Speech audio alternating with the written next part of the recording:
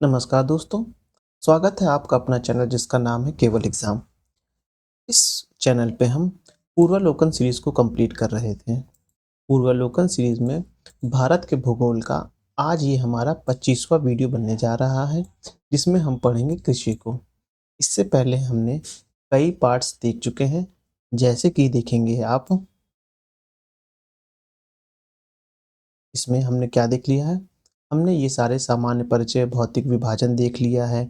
फिर हमने देख लिया है भारत में एक राज्य और केंद्र शासित प्रदेश के बारे में देख लिया है, अपवाह तंत्र देख लिया है। फिर हमने जलवायु को भी देख लिया, मिट्टी, सिंचाई, नहरें। हाँ, यहाँ तक हमने बहुउद्देशीय परियोजना तक हमने देख लिया है। प्राकृतिक आपदाओं में ये सब हमने देख लिया, तो बहुउद्देशीय परियोजना तक हमने देख लिया। आज हम अपना प्रारंभ करने जा रहे हैं, जिसका नाम है कृषि। कृषि किस लिए पढ़ने जाने जा रहे हैं? क्योंकि ये बहुत ही महत्वपूर्ण पोर्शन है। एग्ज़ाम के पर्पज़ से बहुत ही महत्वपूर्ण पोर्शन है। चलिए प्रारंभ करते हैं, लेकिन उससे पहले अगर आपने अभी तक हमारे चैनल को सब्सक्राइब नहीं किया है तो सब्सक्राइब कर लीजिए। वीडियो अच्छे लग रहे हों तो लाइक करिए और अपने सुझाव देने के लिए कमेंट भी करिए। चलिए प्रारंभ करते हैं। भारत की अर्थव्यवस्था में कृषि की अहम भूमिका है। भारत की आर्थिक समीक्षा यानी कि जो हमारी आर्थिक समीक्षा आती है उसमें 2017-18 के अनुसार देश की आबादी का 49% कृषि क्षेत्र से रोजगार प्राप्त करता है। यानी कि जो हमारे देश में 100% आबादी है, सपोज करिए 100 लोग हैं, 100 लोगों के रोजगार भी होंगे, तो 100 लोग में से 49 लोग ऐसे हैं जो कृषि से रोजगार पाते हैं। यह सर्वेक्षण कब का है? 2017-18 की बात को ये बता रहा है। जबकि आर्थिक समीक्षा 2020 और 21 के अनुसार देश का लगभग 54.6% कार्यबल कृषि एवं समृद्ध क्षेत्र में। कृषि एवं समृद्ध क्षेत्र मतलब क्या है? जैसे पशुपालन, मुर्गा पालन, मछली पालन, ये उसके जो एग्रीकल्चर सेक्टर में ही आते हैं। दूध उत्पादन, ये सब उसी के कृषि के ही क्षेत्र में आते हैं। जनगणना 2011 संलग्न है। वर्ष 2020-21 के पीए में देश के जीवीए में इसकी हिस्सेदारी 20.2% है, जबकि 2021-22 के फर्स्ट ए में 18.6% थी। देश की प्रथम कृषि विश्वविद्यालय की स्थापना वर्ष 1960 में हुई थी। याद रखिएगा, देश में प्रथम देश में प्रथम कृषि विश्वविद्यालय की स्थापना कब हुई थी? 1960 में हुई थी। भारत के प्रथम प्रधानमंत्री पंडित जवाहरलाल नेहरू द्वारा 17 नवंबर 1960 को उत्तर प्रदेश में कृषि विश्वविद्यालय यूपीएयू के रूप में इसका उद्घाटन पंतनगर उत्तराखंड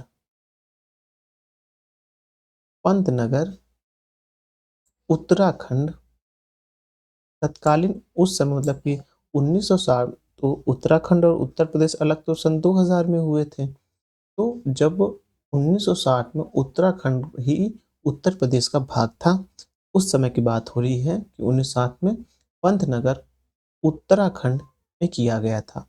बाद में इसका नाम गोविंद वल्लभ पंत कृषि एवं प्रौद्योगिकी विश्वविद्यालय कर दिया गया। पहले इसका नाम क्या था? इसका नाम था उत्तर प्रदेश कृषि विश्वविद्यालय था। कहाँ था ये? पंतनगर में था। पंतनगर इस समय वर्तमान में कहाँ है? उत्तराखंड में। इस समय देश का प्रथम विश्वविद्यालय कहाँ हो गया है? जो कृषि विश्वविद्यालय बना था वो उत्तराखंड के पंतनगर में बना था, लेकिन वर्तमान में अब इसका नाम बदल दिया गया है। अब इसका नाम क्या हो गया? गोविंद वल्लभ पंत कृषि एवं प्रौद्योगिकी विश्वविद्यालय कर दिया गया है। भारत में 15 कृषि जलवायु क्षेत्र, ये बहुत इंपॉर्टेंट है। मैं इसको रफ करके ग्रीन कलर या रेड कलर से करना चाहूँगा, आप भी देखिएगा। ये बहुत इंपॉर्टेंट क्वेश्चन है कि भारत में 15 कृषि जलवायु क्षेत्र हैं। भारत में 15 कृषि जलवायु क्षेत्र हैं। अब आगे उसके देखते हैं। अब है national bureau of royal survey, soil soil मतलब मिट्टी, जो सॉइल सर्वे के अनुसार भारत को 20 कृषि पारिस्थितिकी क्षेत्र यानी एग्रो इकोलॉजिकल रीजन और 60 कृषि पारिस्थितिकी उप क्षेत्र में विभाजित किया गया है। इसका वर्गीकरण मिट्टी, जलवायु प्रकार एवं प्राकृतिक भौगोलिक परिस्थितियों के आधार पर किया गया है। भारतीय कृषि का इतिहास पुस्तक एम.एस. रंधावा द्वारा लिखी गई है। इसका पूरा नाम मोहिंदर सिंह रंधावा है।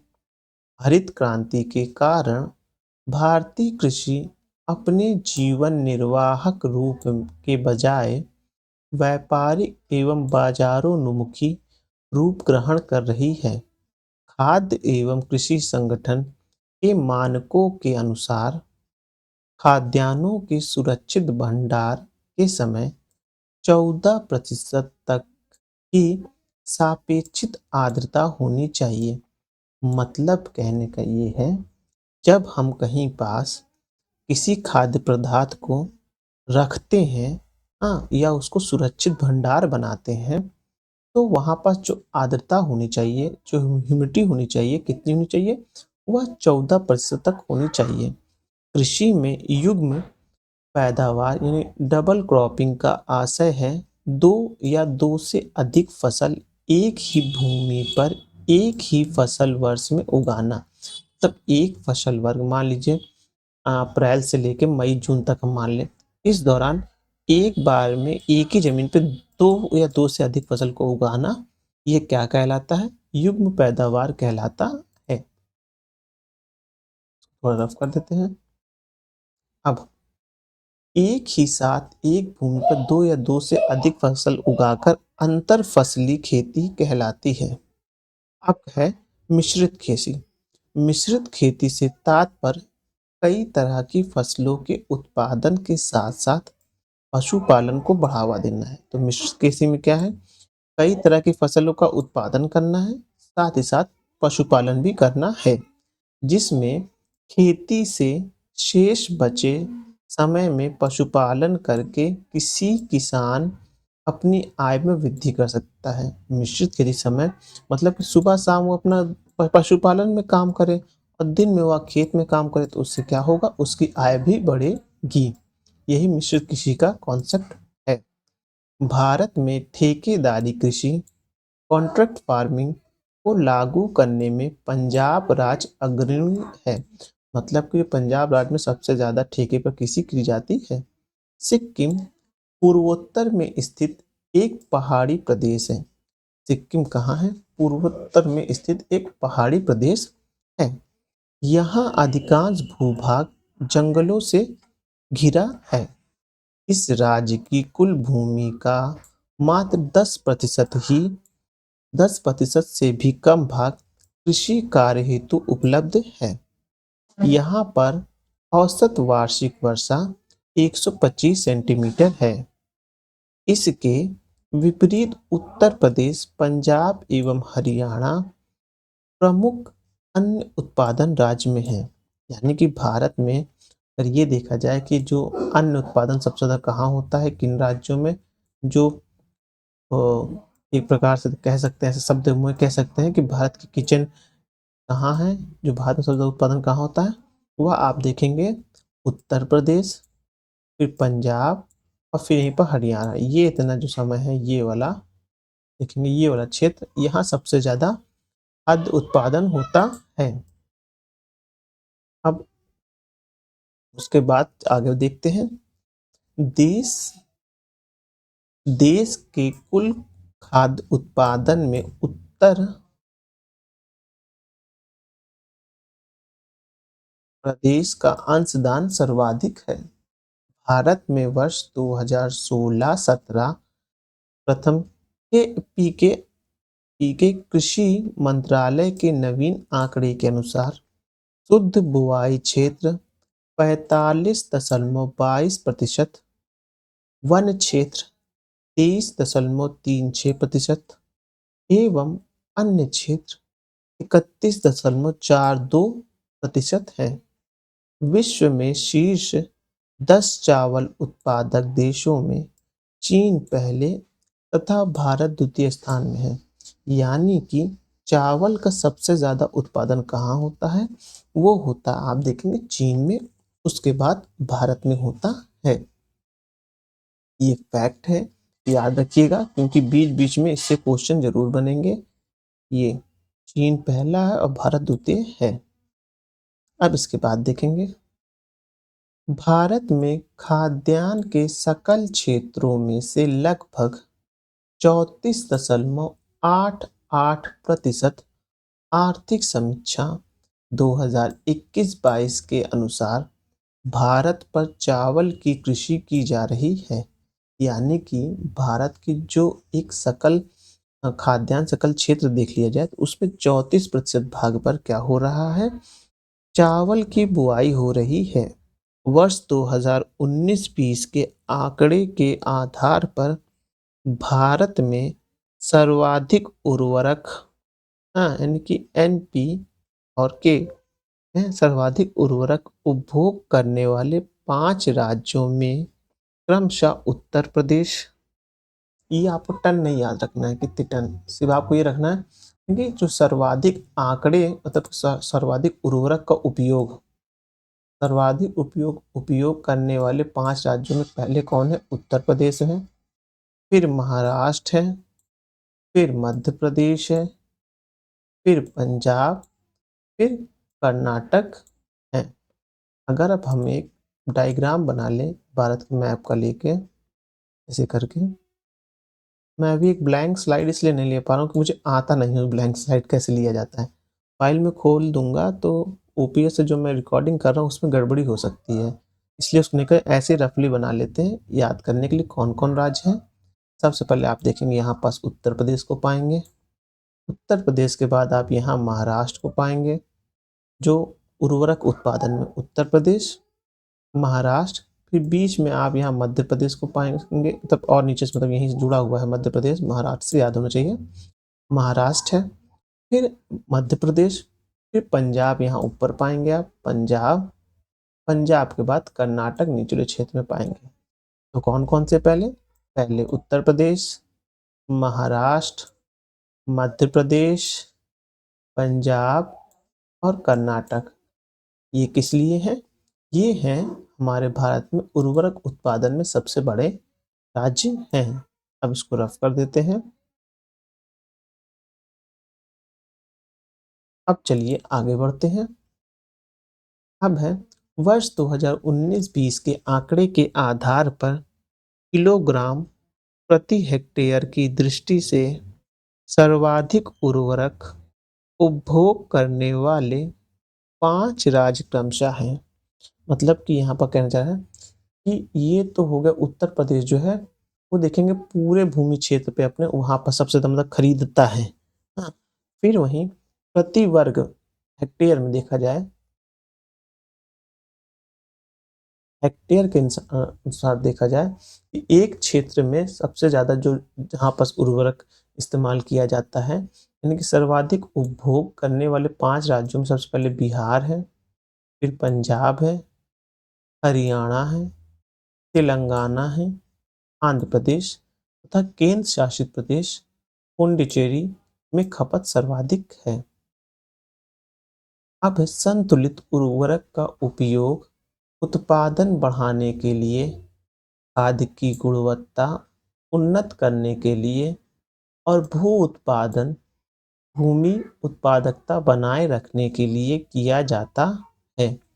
भारत में बीज ग्राम संकल्पना, भारत में बीज ग्राम संकल्पना का मुख्य उद्देश्य एक समान विचार वाले किसानों को स्वयं सहायता समूह यानी सेल्फ हेल्प ग्रुप में एक साथ प्रशिक्षण प्रदान करना, जिससे कि वे अपनी पसंद की फसलों के बीजों का उत्पादन करने के साथ साथ काम कर सकें, जिससे स्वयं की तथा साथ ही किसानों को बीजों की जागरूकता को उचित समय और सस्ती कीमत पर पूरा किया जा सके।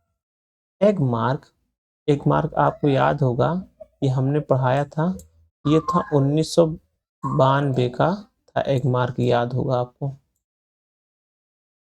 नहीं, ये तो 1937 का नहीं, एक इको मार्क है वो 1952 का है। एगमार्क तो ये आप देखेंगे 1937 का है। ये प्रश्न भी आगे आएगा, ध्यान रखिएगा। एगमार्क केंद्र सरकार द्वारा प्रायोजित योजना है जो कृषि उत्पाद यानी कि ग्रेडिंग एवं मार्केटिंग अधिनियम 1937 के अंतर्गत कृषि से संबंधित उत्पादों की उत्पादों की ग्रेडिंग और मानकीकरण को प्रोत्साहित करती है। कृषि क्षेत्र को प्राथमिकता देते हुए भारत सरकार ने इसके सतत विकास हेतु कई कदम उठाए हैं। मृदा स्वास्थ्य कार्ड योजना द्वारा सतत मिट्टी के उर्वरक सुधार, प्रधानमंत्री ग्राम सिंचाई योजना के माध्यम से पानी की बढ़ी हुई क्षमता तथा सिंचाई के लिए उपयोग में सुधार करने सॉरी परंपरागत कृषि विकास योजना द्वारा जैविक खेती को समर्थन और किसानों के आय में वृद्धि हेतु एकीकृत राष्ट्रीय कृषि बाजार के सृजन को समर्थन जैसे कई कदम उठाए गए हैं। किसान क्रेडिट कार्ड योजना पूरे देश में संचालित हो रही है। किसान क्रेडिट योजना कहाँ? पूरे देश में संचालित हो रही है और इसका क्रियान्वयन वाणिज्य बैंक, सहकारी बैंक और क्षेत्रीय ग्रामीण बैंक द्वारा किया जा रहा है। हरी खादों वाले फसलों में से नाइट्रोजन की सर्वाधिक मात्रा बोडा यानी कि लोबिया में 0.49% पाई जाती है। हरी खाद कृषियों में उन सहायक फसलों को कहते हैं जिनकी खेती मुख्यतः भूमि में पोषक तत्व को बढ़ाने तथा जैविक पदार्थों की पूर्ति करने के उद्देश्य से की जाती है। ढांचा में 0.42%, सनई में 0.43% तथा ग्वार में 0.34% नाइट्रोजन की मात्रा पाई जाती है। किंतु सनई की बुआई से खेत को सर्वाधिक नाइट्रोजन यानी कि 86 से लेके 129 किलोग्राम हेक्टेयर प्राप्त होती है। ढांचा से 84 से लेके 105 ग्राम हेक्टेयर, वहीं ग्वार से आपको 68 से 85 किलोग्राम प्रति हेक्टेयर तथा लोबिया से 74 से लेके 88 किलोग्राम हेक्टेयर खेती को प्राप्त होता है। फर्टिगेशन का संबंध जल में उर्वरक को घोलकर सिंचाई से है। इस विधि से जल में आवश्यकता अनुसार रसायन मिलाकर उनकी क्षारीयता का नियंत्रण किया जा सकता है।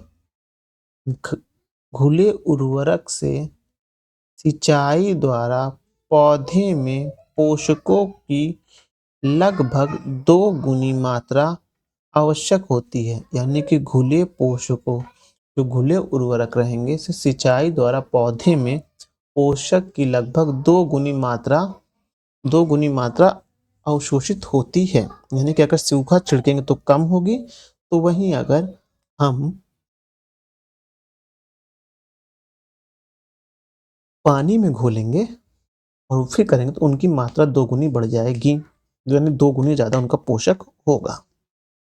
इससे रासायनिक पोषणों के निच्छालन में कमी आती है। फर्टिगेशन विधि द्वारा मुख्यतः नाइट्रोजनी पोषक आदि जल में घुलनशील उर्वरक का प्रयोग होता है। रॉक रॉक रॉक फास्फेट या फास्फोरस के कई उर्वरक जो जल में घुलनशील नहीं है, इस विधि द्वारा प्रयोग के उपयुक्त नहीं है। अब देखेंगे कृषि में शून्य जुताई अर्थात खेत की जुताई किए बगैर अगली फसल बोने के निम्नलिखित लाभ हैं। फसल लागत में कमी, पिछली फसल के अवशेष को खेतों में छोड़ दिया जाता है।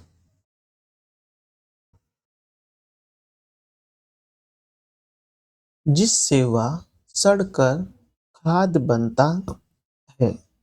इससे उर्वरक उपभोग में कमी आती है। धान की नर्सरी बनने के बजाय सीधे बुआई से समय और श्रम की भी बचत होती है। फसलों द्वारा वायुमंडल से अवशोषित कार्बन डाइऑक्साइड मृदा में मिल जाती है, जिससे वायुमंडल से कार्बन पृथक्करण होता रहता है। भारत में परितंत्र अनुकूल कृषि में विकल्पगत सभी विधियों को अपनाया जा रहा है। इससे शिंब अधिकाय यानी कि दलहनी फसलों की अधिकता से प्राकृतिक रूप से मृदा की उर्वरक शक्ति बढ़ती है। मतलब कि अगर हम दलहनी फसल लगाएंगे तो मृदा की उर्वरक शक्ति बढ़ती है, ये कंफर्म है। टेंसियोमीटर फसल सिंचाई की जरूरत को बताता है।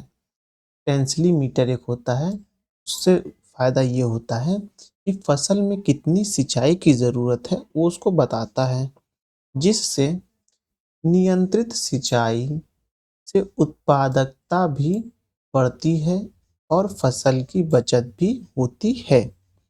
भारत के योजना आयोग ने वर्ष 1989 में मृदा 1989 में मृदा वर्षण, तापमान, उच्चावच, जल संसाधनों आदि कृषि जलवायु कारकों की समानता के आधार पर भारत को 15 बृहद कृषि जलवायु क्षेत्र में विभाजित किया गया है। यानी कि योजना आयोग ने 1989 में मृदा वर्षण, तापमान, उच्चावच, जल संसाधनों आदि जलवायु कारकों की समानता के आधार पर भारत को 15 वृहद कृषि जलवायु क्षेत्र में विभाजित किया है। राष्ट्रीय कृषि आयोग ने वर्ष 1971 में देश को 127 कृषि जलवायु प्रदेश में विभाजित किया था। अब इसमें है क्रम है, एक तरफ, फिर दूसरी तरफ देखेंगे कृषि जलवायु प्रदेश है और राज्य केंद्र शासित प्रदेश है। पश्चिमी हिमालय क्षेत्र श्रेणी में कौन आएंगे? लद्दाख, जम्मू कश्मीर, हिमाचल प्रदेश और उत्तराखंड। फिर उसके बाद देखेंगे पूर्वी हिमालय श्रेणी में कौन आएंगे, उसमें आएंगे अरुणाचल प्रदेश, असम, मणिपुर, मेघालय, मिजोरम, नागालैंड, सिक्किम, त्रिपुरा और पश्चिम बंगाल। पश्चिम बंगाल भी पूर्वी हिमालय क्षेत्र में आता है। अब फिर है निचली गंगा का मैदान, इसमें केवल कौन आएंगे, पश्चिम बंगाल आएगा। अब मध्य गंगा के मैदान में आप देखेंगे तो उत्तर प्रदेश और बिहार आएगा। उसके बाद ऊपरी गंगा का मैदान देखेंगे तो उत्तर प्रदेश आएगा। गंगा पार का मैदान में देखेंगे तो चंडीगढ़, दिल्ली, हरियाणा, पंजाब और राजस्थान आएगा। पूर्वी पठार तथा पर्वतीय क्षेत्र में देखेंगे तो आएगा आपका मध्य प्रदेश, फिर छत्तीसगढ़, झारखंड, उड़ीसा, पश्चिम बंगाल और मध्य प्रदेश आएगा। केंद्रीय पठार तथा पर्वतीय क्षेत्र में कौन आएंगे, उसमें राजस्थान, मध्य प्रदेश और उत्तर प्रदेश आएंगे। तो उत्तर प्रदेश कहाँ आएगा, वो केंद्रीय पठार क्षेत्र में भी आएगा, ध्यान रखिएगा। अब पश्चिमी पठार तथा पर्वतीय क्षेत्र में आएगा मध्य प्रदेश और महाराष्ट्र। दक्षिणी पठार तथा पर्वतीय क्षेत्र में आप देखेंगे आंध्र प्रदेश, तेलंगाना, कर्नाटक और तमिलनाडु। पूर्वी तटीय मैदान और पर्वतीय क्षेत्र में आंध्र प्रदेश, उड़ीसा और पुडुचेरी आएंगे। 12वां क्षेत्र देखेंगे जिसमें आप देखेंगे पश्चिमी तटीय मैदान और पर्वतीय क्षेत्र, इसमें देखेंगे महाराष्ट्र, गोवा, कर्नाटक, केरल और तमिलनाडु आएंगे। 13वां देखेंगे जिसमें गुजरात के मैदान और पर्वतीय क्षेत्र आएंगे, इसमें आएगा गुजरात, दादर और नागर हवेली तथा दमन एवं दीप आएंगे। फिर उसके बाद 14वां देखेंगे तो इसमें आप देखेंगे पश्चिमी मैदान और पर्वतीय क्षेत्र आएंगे, जो राजस्थान का क्षेत्र आएगा। 15वें में देखेंगे द्वीप क्षेत्र आएगा, जिसमें अंडमान निकोबार द्वीप समूह और लक्षद्वीप आएंगे। उसके बाद नीचे की हेडिंग देखेंगे जिसमें लिखा है राष्ट्रीय मृदा सर्वेक्षण एवं भूमि उपयोग नियोजन ब्यूरो नागपुर ने भारत को 20 प्रमुख कृषि पारिस्थितिकी प्रदेशों में बांटा है। ये इसके प्रदेश हैं जो यहाँ से प्रारंभ हो रहे हैं शुष्क पारिस्थितिकी तंत्र से। इसमें आएंगे पश्चिमी हिमालय, शीत शुष्क, संपूर्ण लद्दाख, जम्मू कश्मीर, हिमाचल प्रदेश के कुछ क्षेत्र। दूसरे में आप देखेंगे पश्चिमी मैदान एवं कच्छ प्रायद्वीप। तीसरा देखेंगे दक्कन का पठार। अर्ध शुष्क पारिस्थितिकी तंत्र देखेंगे तो उसमें आएंगे उत्तर प्रदेश, उत्तरी मैदान, इसमें राजस्थान की उच्च भूमि और गुजरात का मैदान आएगा। उत्तर प्रदेश में ऊपरी गंगा का मैदान आएगा। फिर उत्तरी मैदान में आप मध्य गंगा का मैदान देखेंगे। दक्कन का पठार में आप मालवा पठार, गुजरात के मैदान एवं काठियावाड़ प्रदेश देखेंगे। 8वें में आप देखेंगे दक्कन का पठार मिश्रित लाल एवं काली मृदा का, दक्कन का पठार लाल बलुई मृदा का। उसके बाद देखेंगे उपाद्र पारिस्थितिकी तंत्र, इसमें पूर्वी पठार, सतपुड़ा श्रृंखला एवं महानदी बेसिन। फिर पूर्वी पठार बुंदेलखंड उच्च भूमि, पूर्वी पठार लाल एवं लेटराइट मृदा, उत्तरी मैदान निचली गंगा मैदान, पश्चिमी हिमालय, जम्मू कश्मीर कृषि क्षेत्र, हिमाचल प्रदेश और उत्तराखंड। 15 है बंगाल बेसिन। फिर आद्र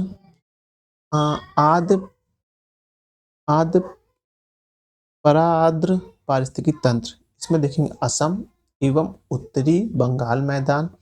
17वां देखेंगे तो पूर्वी हिमालय। 18वें में पूर्वांचल पहाड़ियां जो कि पूर्वोत्तर पहाड़ियां हैं। फिर आप देखेंगे तटीय पारिस्थितिकी तंत्र, इसमें आप देखेंगे कि पूर्वी तटीय मैदान एवं अंडमान निकोबार। फिर आप देखेंगे पश्चिमी घाट जो तटीय मैदान एवं पश्चिमी पहाड़ियां हैं। इस तरह हमने अपना ये नोट्स कंप्लीट किया है। जो पूर्वावलोकन में कृषि से संबंधित नोट्स दिया था 2 पेज 3 पेज का, उसको हमने अब कंप्लीट कर लिया है। अब हम देखेंगे अपना प्रश्न उत्तर देखेंगे। देख लेते हैं प्रश्न उत्तर कुल कितने पार्ट मतलब कितने क्वेश्चन दिए गए हैं, उसी प्रकार से वीडियो को आगे बढ़ाएँगे। अगर प्रश्न ज़्यादा होगा तो उसके लिए अलग से वीडियो बना देंगे। 40 प्रश्न हैं मतलब कुल मिला के 40 से ज़्यादा। इसको हम इसी वीडियो में देख लेते हैं, कंप्लीट कर लेते हैं क्योंकि हर एक वीडियो में अलग-अलग चैप्टर बनेगा तो सही है। मुझे लगा कृषि के क्वेश्चन जो होंगे इसमें ज़्यादा बनाए होंगे, लेकिन कुछ क्वेश्चन इस सीरीज़ में हटाए भी गए हैं। देख लेते हैं अभी कितना मिनट हुआ है। अभी 30 मिनट हुआ है। मुश्किल से 20 मिनट में हम ये चैप्टर खत्म कर देंगे। चलिए प्रारंभ करते हैं। लेकिन अगर अभी तक आपने हमारे चैनल को सब्सक्राइब नहीं किया तो सब्सक्राइब ज़रूर कर लीजिएगा। चलिए पढ़ते हैं। स्थायी कृषि यानी कि पर्माकल्चर पारंपरिक रासायनिक कृषि से किस तरह से भिन्न है? तो इसमें है स्थानीय कृषि एक धान्य कृषि पद्धति को प्रोत्साहित करती है, किंतु पारंपरिक रसायन कृषि में एक धन कृषि पद्धति की प्रधानता है। पारंपरिक रसायन कृषि के कारण मृदा की लवणता में वृद्धि हो सकती है, किंतु इस तरह की परिघटना स्थानीय कृषि में दृष्टिगोचर नहीं है। पारंपरिक देखेंगे पारंपरिक रसायन कृषि अर्ध शुष्क क्षेत्रों में आसानी से संभव है, किंतु ये क्षेत्र स्थलीय कृषि इतनी आसानी से संभव नहीं है। पारंपरिक देखिए पारंपरिक कृषि पर जो है कृषि अर्ध शुष्क क्षेत्रों में आसानी से संभव है, किंतु ऐसे क्षेत्रों में स्थानीय कृषि आसानी से संभव नहीं है। अब है मल्च बनने यानी मल्चिंग की प्रथा स्थानीय कृषि से काफी महत्वपूर्ण है, किंतु पारंपरिक रासायनिक कृषि में ऐसी प्रथा आवश्यक नहीं है। इसमें ऑप्शन नंबर बी जो देखेंगे वह सही है कि स्थानीय कृषि जो इतनी आसानी से संभव नहीं, ये गलत हो गया है। ये आईएएस प्री 2021 में आया हुआ है, ध्यान रखिएगा।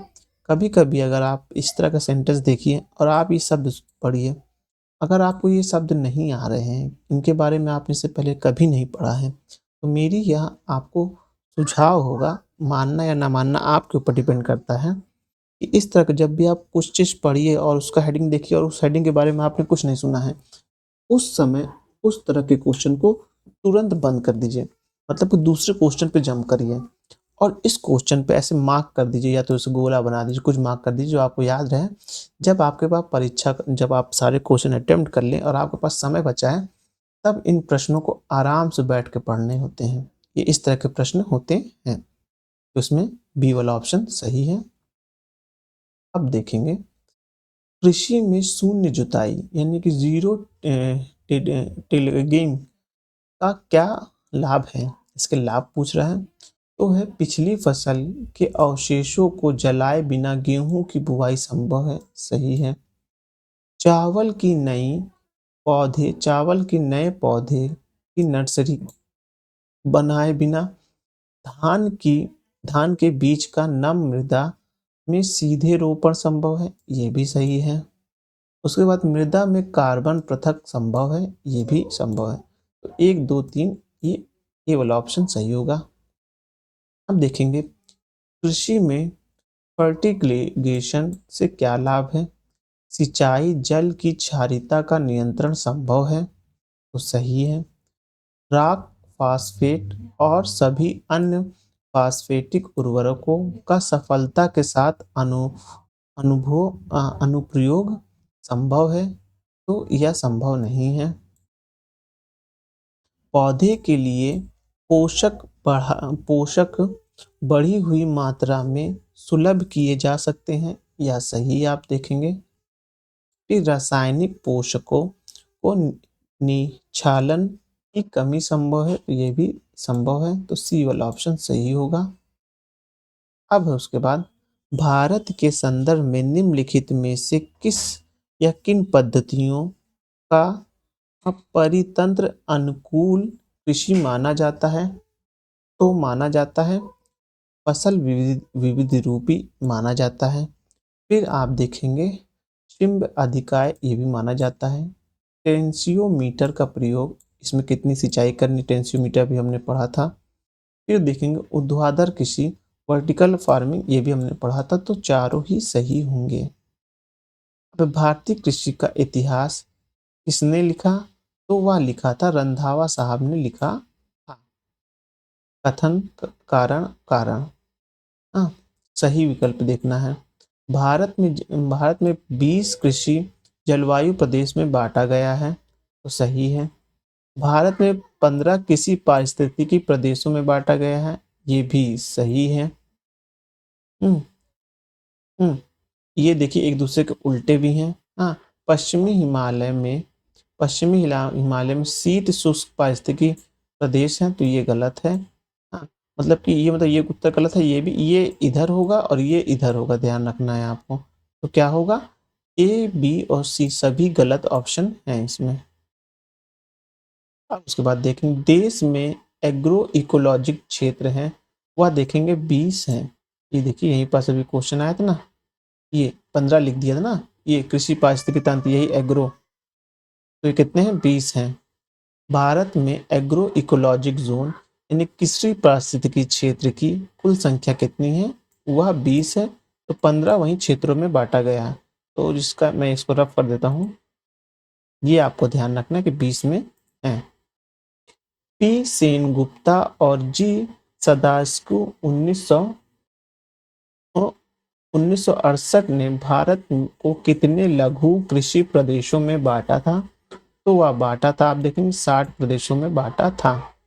भारत की शुष्क पेटी की अर्थव्यवस्था प्रधानता कृषि आधारित है, क्योंकि इसमें द्वितीय हरित क्रांति के लिए बहुत क्षमता है, तो ये गलत है। तब दोनों सही हैं, लेकिन एक दूसरे की सही व्याख्या नहीं करते हैं, तो बी वाला ऑप्शन सही होगा। अब है भारत की खाद्य एवं पोषण सुरक्षा के संदर्भ में विभिन्न फसलों की बीज फसलों के बीज प्रतिस्थापना दरों को बढ़ाने से भविष्य के खाद्य उत्पादन लक्ष्यों को प्राप्त करने में मदद मिलती है, किंतु इसके अपेक्षाकृत बड़े विस्तृत क्रियान्वयन में क्या बाधाएं हैं, देखेंगे आप उसमें बाधाएं क्या हैं। ये निम्न मूल्य एवं उच्च परिणाम वाली फसलों के मामले में गुणवत्ता वाले बीजों के बारे में मांग पूर्ति अंतराल है, तो ये जो आप देखेंगे इसके बारे में ये बाधाएं हैं। तीसरा वाला बाधाएं में आएगा। देश में प्रथम कृषि विश्वविद्यालय की स्थापना की गई वह 1907 में पंतनगर, जब ये उत्तर प्रदेश उत्तराखंड का भाग था। अब इसका नाम क्या कर दिया गया है? इसका नाम आपके वल्लभ पंत कृषि एवं प्रौद्योगिकी विद्यालय कर दिया गया है। देश का पहला कृषि विश्वविद्यालय कौन था? वो GBPNU पंतनगर था। भारत के प्रथम कृषि विश्वविद्यालय की स्थापना कब हुई? 1960 में हुई। यदि खाद्यान्नों का सुरक्षित संग्रह सुनिश्चित करना हो तो कटाई के समय उसकी आर्द्रता अंश कितने प्रतिशत से अधिक नहीं होनी चाहिए? वो 14% से अधिक नहीं होनी चाहिए। भारत में भूमि उपयोग वर्गीकरण का सन्निकट निरूपण निम्नलिखित में से कौन सा है? तो आप देखेंगे ये डी वाला सही है। नेट बुआई क्षेत्र 47%, वन 23% और वन क्षेत्र 30% है। भारत में युग्म पैदावार का आशय को उगाना है, तो वो देखेंगे विभिन्न मौसमों पर दो फसल हैं। अब निम्नलिखित में से कौन सी मिश्रित खेती की मुख्य विशेषता है? तो देखेंगे पशुपालन एवं शाक उत्पादन को एक साथ करना ये मिश्रित कृषि की विशेषता है। मिश्रित कृषि में सम्मिलित है, तो मिश्रित कृषि में कई तरह की फसलें उगाना तथा पशुपालन सम्मिलित है। अब है समानांतर फसल को का समानांतर फसल का एक उदाहरण है, तो वह उदाहरण क्या है? गेहूं और सरसों है। निम्नलिखित राज्यों में को छोड़कर सभी में कृषि भूमि का प्रतिशत काफी अधिक है, तो कृषि भूमि का सिक्किम में प्रतिशत जो है काफी अधिक है। अब देखेंगे अगला प्रश्न जो है, निम्नलिखित में से एक भारतीय कृषि क्षेत्र की विशेषता नहीं है, तो वह विशेषता नहीं है। उसमें देखेंगे आप, बड़े खेतों की प्रधानता ये नहीं है, छोटे जोत जो हमारे यहाँ काफ़ी ज़्यादा हैं, ये ध्यान रखिएगा, तो डी वाला ऑप्शन सही है। भारतीय कृषि में निम्न उत्पादकता का कारण है, इसमें देखेंगे उपयुक्त सभी हैं। अब है कथन एक, पारंपरिक खेती के आधुनिक वैज्ञानिक खेतों में समानांतर में हरित क्रांति की तकनीक की महत्वपूर्ण भूमिका रही है, सही है। उसके बाद देखेंगे इसमें सामाजिक एवं पर्यावरण लागत सम्मिलित नहीं है, तो ये गलत है। इसमें ये बात है, सही है कि इसमें अ, ये लागत नहीं है, पर इसकी ये व्याख्या नहीं करता है, तो इसमें बी वाला ऑप्शन सही होगा। अब निम्नलिखित में से कौन सा भारतीय कृषि की निम्न उत्पादकता का कारण नहीं है? तो निम्न उत्पादकता का कारण नहीं, सहकारी कृषि नहीं है। अब भारत में संकर यानी चालू जोत का सबसे बड़ा औसत आकार है, वह देखेंगे राजस्थान का है। भारत में कृषि को साझा समझा जाता है, क्या समझा जाता है? एक जीविकोपार्जन का साधन समझा जाता है। अब उसके बाद देखेंगे भारतीय कृषि के संदर्भ में निम्नलिखित में से कौन सा कथन सही है? तो कथन सही है, भारत में दालों की खेती के अंतर्गत आने वाले लगभग 90% क्षेत्र वर्षा द्वारा पोषित होते हैं, तो यह सही है। भारत में सबसे ज्यादा कृषि किस कारण होती है? वो वर्षा के कारण होती है।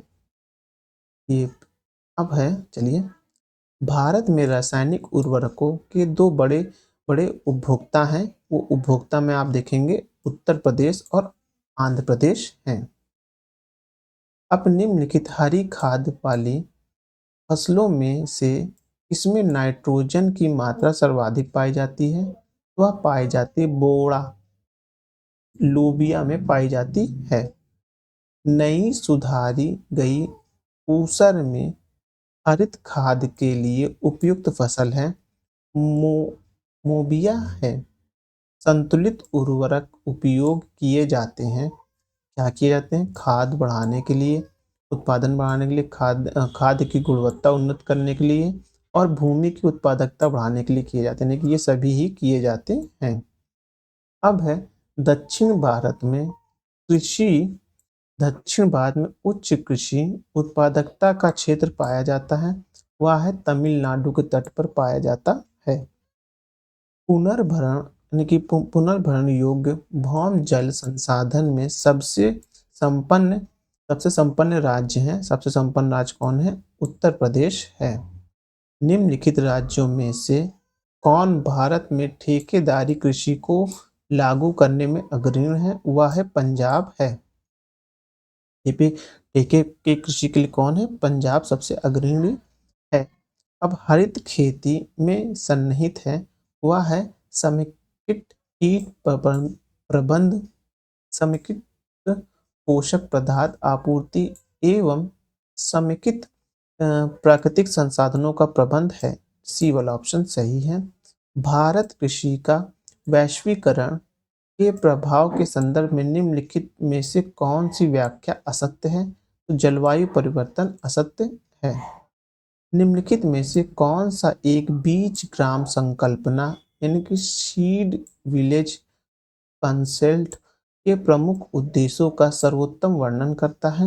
वह करेगा किसानों की गुणवत्ता युक्त बीज उत्पादन का प्रशिक्षण देने में लगान लगाना और उनके द्वारा दूसरों को समुचित समय पर तथा वहन करने योग्य लागत की गुणवत्ता युक्त बीज उपलब्ध कराना। तो इसमें कौन है? बी वाला ऑप्शन सही है। अब है एक मार्क क्या है? एक मार्क क्या है?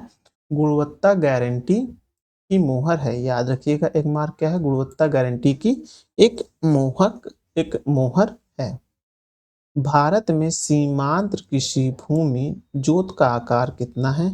1 हेक्टेयर से भी कम है। भारतीय कृषि में पारिस्थितिकियों के संबंध में संरक्षण कृषि की संकल्पना का महत्व बढ़ जाता है। निम्नलिखित में से कौन से संरक्षण कृषि के अंतर्गत आते हैं? तो आप देखेंगे इसके ऑप्शन में सी वाले 2, 4 और 5 यानी कि न्यूनतम जोत को अपनाकर मृदा धरातल को ढलने के लिए फसल अवशिष्ट का उपयोग और स्थानिक एवं कालिक फसल अनुकरण फसल वर्तनों को अपनाकर। ये इसका ये दिया हुआ है, एक्सप्लेनेशन दिया हुआ है। इस तरह से ये जो हमारा चैप्टर तक कंप्लीट हुआ। अब हम कल अपना जो वीडियो बनाएंगे उसमें हरित क्रांति के बारे में जो पूर्वावलोकन में दिया हुआ नोट्स है और साथ ही साथ जो प्रश्न उत्तर दिया वो देखेंगे। चलिए आज का वीडियो यहीं समाप्त करते हैं। धन्यवाद।